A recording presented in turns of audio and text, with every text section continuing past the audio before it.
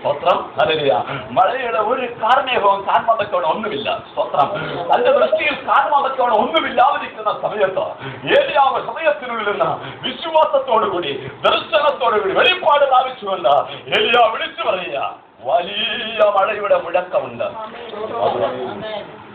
ഒരു മഴ ഒരു പക്ഷെ പെയ്യുമായിരിക്കാം. സ്തോത്രം.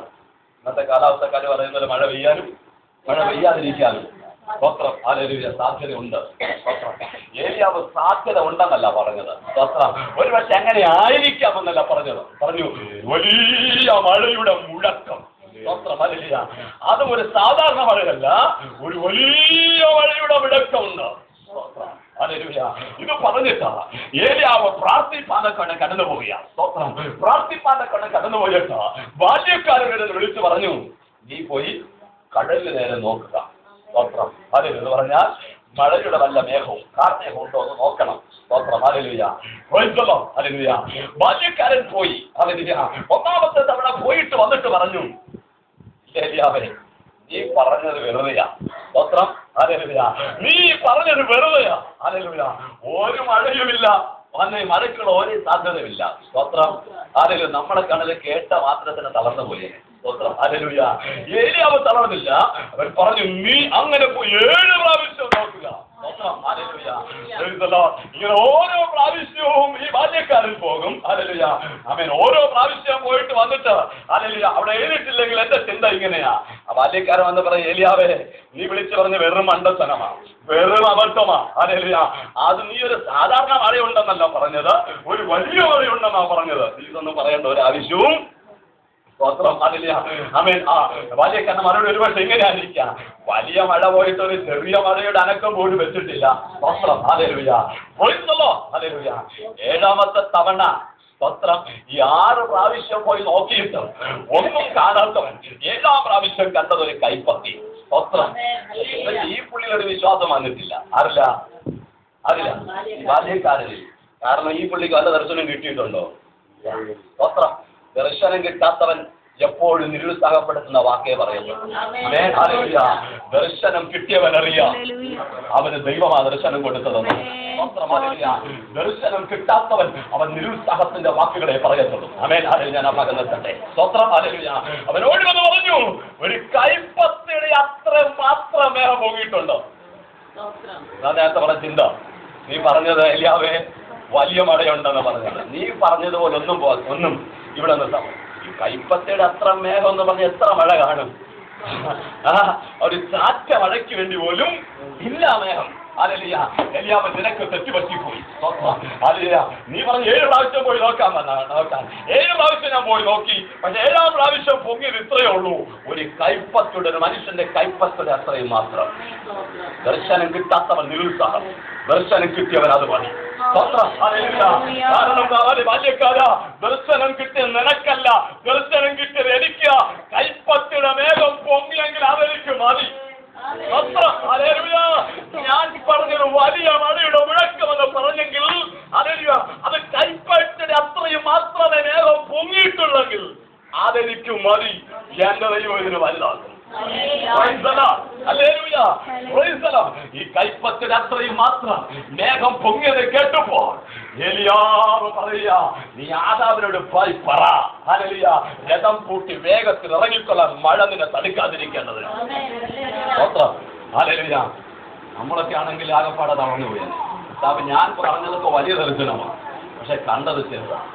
ഏലിയാവിനറിയാം വലുതിന്റെ ആരവം ചെറുതാ. വലുതിന്റെ ആരവം ചെറുതാ. ഈ ചെറുത് കണ്ടാൽ മനസ്സിലാക്കിക്കൊള്ളണം, എന്റെ ദർശനത്തിന് സമാപ്തിയല്ല, ഇത് ആരംഭം കുറിച്ചിട്ടേ ഉള്ളൂ. ദർശനം കിട്ടാത്ത ബാല്യക്കാരൻ പറഞ്ഞു കൈപ്പത്തേ ഉള്ളൂ. അവൻ ദർശനം കിട്ടിയ ഏലിയാവ് പറഞ്ഞു മതി, എന്റെ ദർശനത്തിന്റെ സമാപ്തിയല്ല, ഇത് എന്റെ ദർശനത്തിന്റെ ആരംഭം കുറിച്ചിട്ടേ ഉള്ളൂ. അവൻ എന്റെ മകൾക്കാരൻ ഒരു കാര്യം പറയട്ടെ, ദൈവജനമേ, ഹല്ലേലൂയ, നാം പ്രതീക്ഷിക്കുന്ന പ്രാർത്ഥിക്കുന്ന കാര്യങ്ങളുടെ ആരംഭം ചെറുതായിട്ട് ആരംഭിക്കുന്നത്, അവൻ അതതിന്റെ സമാപ്തിയിൽ ദൈവ ദർശനത്തിനൊത്തവണ്ണം പൂർത്തീകരിക്കാൻ. ഞാൻ പറയട്ടെ, ഞാൻ പല സഭകളിൽ പല സ്ഥലങ്ങളിലായി സൃഷ്ടിപ്പാൻ നിൽക്കണം ദൈവവഴിയ സ്തോത്രം. ഞാനിപ്പോൾ പ്രവർത്തിക്കുമ്പോൾ ഏറ്റവും ഒടുവിലായി ഏകദേശം 100-ൽ പരം കുടുംബങ്ങളുടെ സഭയിൽ ഹല്ലേലൂയ ഒരു ദൈവദാസനോട് ഒരു അസിസ്റ്റന്റ് പാസ്റ്റർ നിൽക്കുവാൻ നിൽക്കണം ദൈവം എനിക്ക് ഭാഗ്യം നൽകി. പക്ഷേ അസിസ്റ്റന്റ് പാസ്റ്റർ നിൽക്കാനും തന്നെയും അങ്ങനെ ഒരു ചിന്തയോ അങ്ങനെയുള്ളതായ ഒരു കാഴ്ചപ്പാട് ആ സഭയിലാകട്ടെ ആരും എന്നോട് കാണിച്ചിട്ടില്ല. സ്തോത്രം. ഹല്ലേലൂയ ഒരു അസിസ്റ്റന്റ് പാസ്റ്റർ നിലയിൽ ഞാൻ ആരും നോക്കിയിട്ടില്ല എന്ന് പറഞ്ഞാൽ ആ സഭയിലൊരു ശുശ്രൂഷകന് മാന്യമാസ്റ്റർ എന്നുള്ള നിലയിൽ തന്നെ എനിക്ക് പരിഗണന ഉണ്ടായിരുന്നു. സ്തോത്രം. ഹല്ലേലൂയ. അങ്ങനെ അവിടെ നിൽക്കുമ്പോൾ ഹല്ലേലൂയ ദൈവം എന്നോട് ഒരു കാര്യം പറയുവാൻ വെക്കണം ഇടയായി തീർന്നു. സ്തോത്രം. ഹല്ലേലൂയ. മരുഭൂമിയിൽ അഥവാ ഒന്നുമില്ലാത്തിടത്ത് പോയി ഒരു പ്രവർത്തനം ആരംഭിക്കുവാൻ വെക്കണം. ഞാൻ ആ ഹല്ലേലൂയ കാര്യം എൻ്റെ കൂട്ടുവേലക്കാരോട് അല്ലെങ്കിൽ എനിക്ക് നേതൃത്വം പ്രിയപ്പെട്ട സംസാരിക്കാൻ വെക്കണം ഇടയായി തീർന്നു. ആദ്യമൊക്കെ ഒരു ചെറിയ ഉത്സാഹം അവർക്കുണ്ടായി. സ്തോത്രം. ഒരു കുടുംബമാണ്, 2 കുഞ്ഞുങ്ങളുണ്ട്, അവരെ പഠിപ്പിക്കണം. ഹല്ലേലൂയ. മാത്രമല്ല ഇത്രയും നാളെ ശുശ്രൂഷയൊക്കെ ഒത്തിരി കുടുംബങ്ങൾ ഒരു വലിയ സഭയോ പല സഭകളിൽ ശുശ്രൂഷിച്ചിട്ട് ഒന്നുമില്ലാത്തൊരു വിശ്വാസം പോലും ഇല്ലാത്ത ഒരു പുതിയ സ്ഥലത്ത് പ്രവർത്തനം ആരംഭിക്കുക എന്നുള്ളത് വളരെ ഹല്ലേലൂയ കാരുണ്യമേറിയ അവസ്ഥയാണ്. ഹല്ലേലൂയ. എന്തുമാകട്ടെ ഞാൻ പറഞ്ഞു ദൈവം എന്നോട് അങ്ങനെ സംസാരിച്ചെങ്കിൽ ദൈവം എനിക്ക് തന്ന കാഴ്ചപ്പാട് ഞാനത് ചെയ്യുവാൻ നിൽക്കണം തയ്യാറ്. സ്തോത്രം. ബാക്കി പിന്നിൽ എന്ത് വരുമെന്നുള്ളത് എനിക്ക് വിഷയമല്ല. ദൈവം പറഞ്ഞെങ്കിൽ ദൈവം ചെയ്തുകൊള്ളും. സ്തോത്രം. ഹല്ലേലൂയ. അങ്ങനെ ഞാനും എന്നെ ഏറ്റവും അധികം സ്നേഹിക്കുന്ന ഒരു കർത്താവിൻ്റെ ദാസനുണ്ട്. അദ്ദേഹവുമായിട്ട് അല്ലെങ്കിൽ ഞങ്ങൾ ഇങ്ങനെ ഇപ്പോൾ ഞാൻ പ്രവർത്തിക്കുന്ന സ്ഥലം അന്ന് കാണുവാൻ നിൽക്കണം പോയി. സ്തോത്രം. ദൈവം ഒരു സ്ഥലമൊക്കെ കാണിച്ചു തന്നു. അതനുസരിച്ച് ആ സ്ഥലത്തേക്ക് പോയി. അല്ലെങ്കിൽ അവിടെ പോയി അന്വേഷിച്ചു. അവിടെ സഭ ഒരു പ്രവർത്തനവുമില്ല. സ്തോത്രം. അവിടെ ആരെയും പരിചയമില്ല. ഒരു പ്രോപ്പർട്ടി ഡീലറുണ്ട് മലയാളി. അല്ലെങ്കിൽ അദ്ദേഹത്തെ പരിചയപ്പെട്ടു. ഒരു വീട് വാടകയ്ക്കെടുത്തു. സ്തോത്രം. അന്നത്തെ സമയത്ത് അവിടെ ഇല്ലാത്തൊരു വാടക ഞാൻ കൊടുത്തത് എന്ന് പറഞ്ഞാൽ ഹല്ലേലൂയ നമുക്ക് ആ സ്ഥലത്തെ കുറിച്ച് പരിചയമില്ലാത്തതിനാൽ ഹല്ലേലൂയ അന്നത്തെ സമയത്ത് അവിടെ എല്ലാവരും കൊടുക്കുന്നതിനേക്കാളും ഇരട്ടി വാടക കൊടുത്തൊരു ചെറിയ റൂം വാടകയ്ക്കെടുക്കാനൊക്കെ നമ്മുടെ അയച്ചത്. ഞാൻ അങ്ങോട്ട് താമസം മാറി. അടുത്ത ദിവസം എനിക്ക് ഹല്ലേലൂയ ശാരീരിക ഒത്തിരി ക്ഷീണങ്ങളും ഒത്തിരി രോഗം ഹല്ലേലൂയ എനിക്ക് ഒത്തിരി കഠിനമായ പനി ഉണ്ടാകാതെ നമ്മുടെ അയച്ചത്. സ്തോത്രം. അടുത്തെവിടെയാണ് ഹോസ്പിറ്റലിൽ എനിക്കറിയാൻ കഴിയാം. സ്തോത്രം. അതായാലും എണീക്കാൻ വയ്യ, കിണറ്റിൽ എണീക്കാൻ വയ്യെങ്കിലും ഒരു വിധത്തിൽ നടന്ന് റോഡിലോട്ട് ഇറങ്ങിയിട്ട് ഒരു സൈക്ലിസ്റ്റക്കാരനോട് പറഞ്ഞു അടുത്തുള്ള ഹോസ്പിറ്റലിലേക്ക് കൊണ്ടുപോകാൻ പറ്റാറുണ്ട്. അദ്ദേഹത്തിന് മനസ്സിലായി ഈ പുള്ളിക്ക് ഇവിടെ സ്ഥലം അറിയത്തില്ലെന്നുള്ളത്. അല്ലെങ്കിൽ ഒരു 9 വർഷത്തിന് മുമ്പ് അദ്ദേഹം 20 രൂപ കിട്ടി. സ്തോത്രം. ആ സമയത്ത് 5 രൂപയുടെ വിലവുണ്ടായിരുന്നു. ഹല്ലേലൂയ. കാരണം അടുത്തുള്ള ഹോസ്പിറ്റലുണ്ടോ പുള്ളിക്ക് മനസ്സിലായി പുള്ളിക്ക് സ്ഥലം അറിയത്തില്ല. ഞാൻ നിന്ന സ്ഥലത്ത് നിന്ന് 10 ചുവട്ടോട് മുന്നോട്ട് പോയാൽ മതിയായിരുന്നു. സ്തോത്രം. ഹല്ലേലൂയ. ഹോസ്പിറ്റലിൽ പോയി പറഞ്ഞ സാരാംശം ആ സ്ഥലവുമായിട്ട് എനിക്ക് ഒരു പരിചയമില്ല. ആരും ഒരു പരിചയക്കാരില്ല. സ്തോത്രം. അങ്ങനെയുള്ള സ്ഥലമായിരുന്നു. എന്നാൽ ആദ്യത്തെ സന്ധ്യയിൽ ഹല്ലേലൂയ ആരാധന തുടങ്ങി. സ്തോത്രം. അന്ന് എൻ്റെ ഭാര്യയ്ക്ക് കുറവില്ലാതെ കിടപ്പിലാണ്. സ്തോത്രം. 2 വിശ്വാസികളുടെ ആരാധന തുടങ്ങി. മനസ്സിലായി 2 വിശ്വാസികളെന്ന് പറഞ്ഞത്. സ്തോത്രം. എൻ്റെ 2 മക്കള്.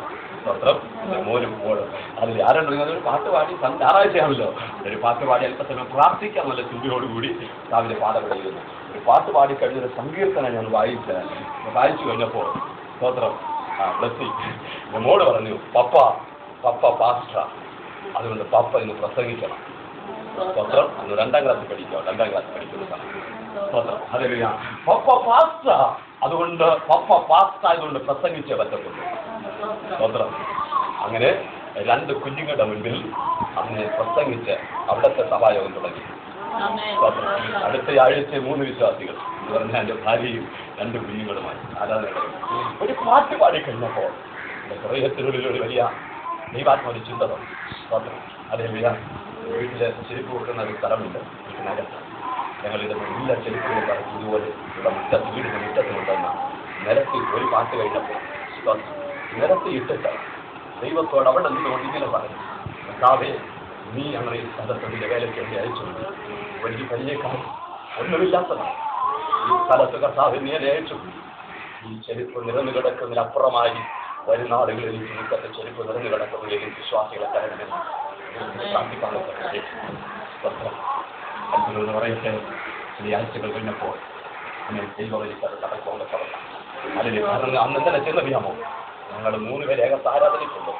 പക്ഷേ ആരെങ്കിലും ഇത് കണ്ടു കഴിഞ്ഞാൽ അവർക്ക് തോന്നണം ഇതിനൊരു ഒത്തിരി പേരുണ്ടെന്ന് തോന്നണം.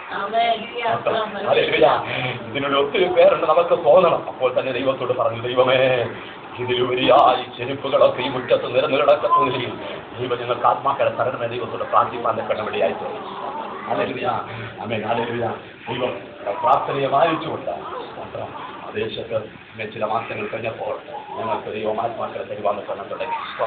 അന്നും എൻ്റെ ജീവിതത്തിൽ ഒറ്റ പ്രാർത്ഥനയും അന്നും ഇന്നും എനിക്കുള്ള ഒറ്റ ദർശനം, ഒറ്റ തീരുമാനമാണ് ദൈവത്തിൻ്റെ കർത്താവെ മറ്റൊരു സഭയിൽ ആരാധനയ്ക്ക് പോകുന്നവരുടെ ഒരു വിശ്വാസം എനിക്ക് വേണം. ഹല്ലേലൂയ. മറ്റൊരു സഭയിൽ ആരാധനയ്ക്ക് പോകുന്ന ഒരു വിശ്വാസം എനിക്ക് വേണ്ട ദൈവമായി. സ്തോത്രം. ഹല്ലേലൂയ. ദൈവം എൻ്റെ പ്രവർത്തനത്തിൽ കൂടി രക്ഷിക്കപ്പെട്ടു വരുന്നവരെ മാത്രം എനിക്ക് തന്നാൽ